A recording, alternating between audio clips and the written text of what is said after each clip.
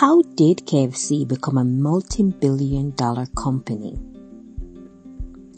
From a dream to a reality. From selling the recipe in a gas station to selling it in over 25,000 outlets worldwide. Kentucky Fried Chicken is now a multi-billion dollar franchise in at least 145 countries. It would be a luxury to eat crispy fried chicken because it took 30 minutes to prepare. But that all changed when a man in his ideal suit discovered a way to fry the chicken in a shorter time, 7 minutes.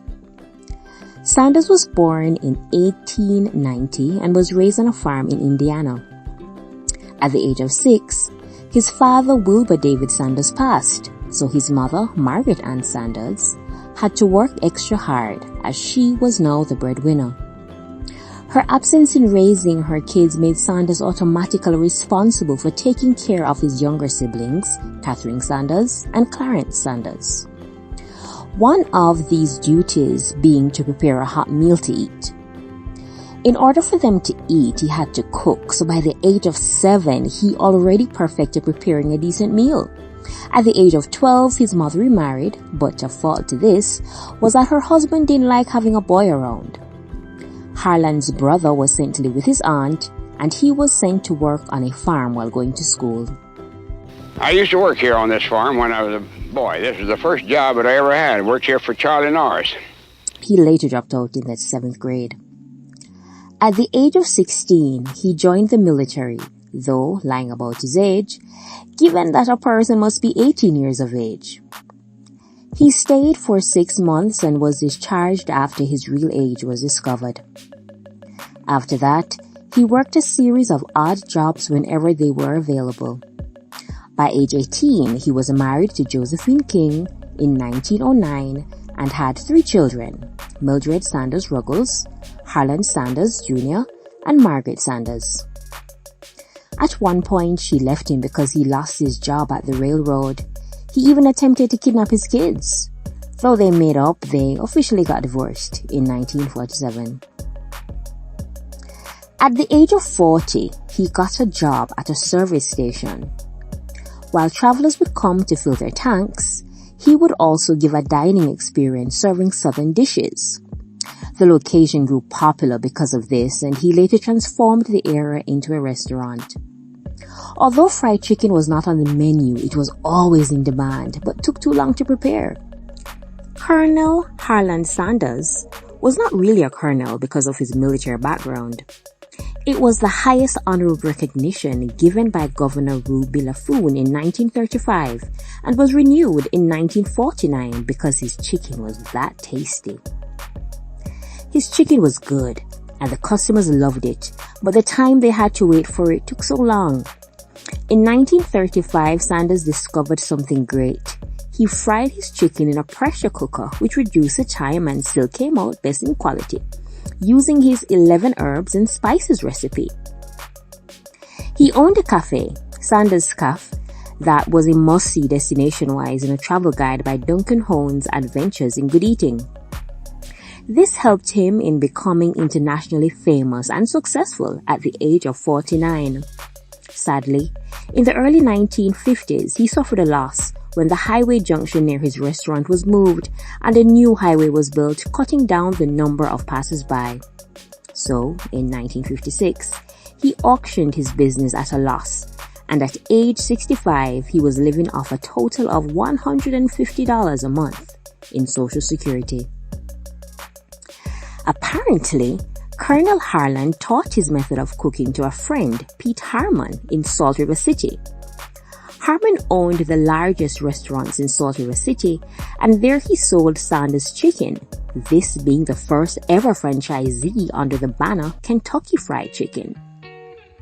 Due to Harmon's success, other businesses wanted to sell his chicken too, and just like that, Sanders was in the franchise business.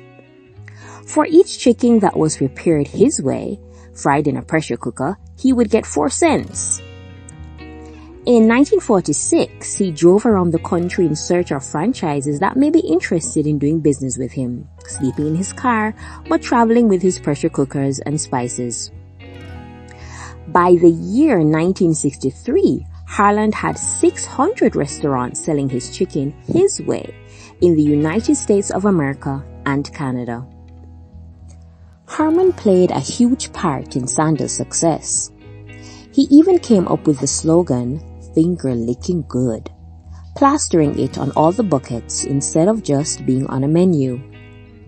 Pete owned more than 300 KFC franchises in Utah, California, Nevada, and Washington, but wasn't the face of the product.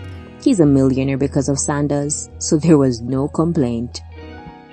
At age 73, Sanders himself became a millionaire when he sold KFC to some investors reluctantly. But the investors assured him they would not change his recipe and he would remain the brand ambassador. His face on the icon was a trademark. He grew his facial hair, which he bleached to match his naturally white hair, and wore an all-white suit with a black tie, looking like a real Southern gentleman. He kept up this image every day for the last 20 years of his life. This was so iconic that the suits he owned and wore were auctioned for at least $80,000. When he was no longer in charge, the company began to make changes to how things were done, and he began to hate it, like his gravy. A company executive quoted, "Let's face it, the Colonel's gravy was fantastic, but you had to be a Rhodes Scholar to cook it." In layman's terms, it was too expensive to prepare. When he visited some of the locations, if the gravy was not up to his standard, he would throw the food on the floor and call it a goddamn slop. In an interview with the Louisville Courier-Journal, Sanders didn't shy away from his criticisms and referred to the gravy as pure wallpaper paste, made with tap water, flour, and starch, to which they add some sludge, and said that the then new crispy recipe was nothing in the world but a damn fried dough ball stuck on some chicken. Harsh. The company he founded ended up suing him for libel in 1978, but it was thrown out. It's safe to say Harland was not jumping for joy with the new changes, so he decided to do something about it. He and his wife, Claudia Price, opened a restaurant, Claudia Sanders, the Colonel's Lady Dinner House, serving food up to his standards such as ham, lobster, and of course, his fried chicken. He wanted to expand, but KFC was not having it, so they sued his business for $120 million. But the suit settled for $1 million. Sanders then sold the business to Claudia Sanders. The Colonel's Lady Dinner House is still up and running and can be found right off I-64 east of Louisville.